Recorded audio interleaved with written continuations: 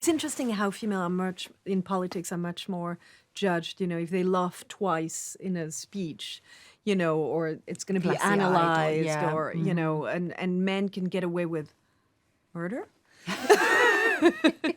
It's really nice to see two female leaders, because I do find in real life women in political power can be more scrutinised or more easily ridiculed than their male counterparts. So what did you think of the way that the show depicts Dalton and Toussaint? Oh, you get picked apart a lot, your character.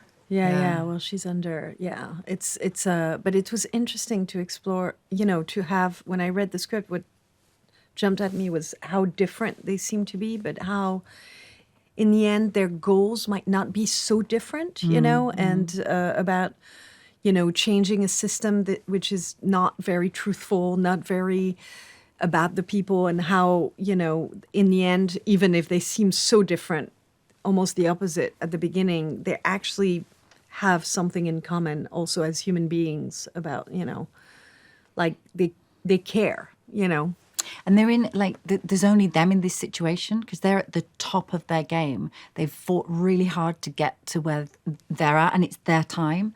And I feel like, the scrutiny that must bring any woman in power, I think it's difficult. And you have to, but even before you get out the door, there's so much that you've got going on that you're judged for. But it's interesting how female in politics are much more judged, if they laugh twice in a speech, or it's going to be analyzed or and men can get away with murder.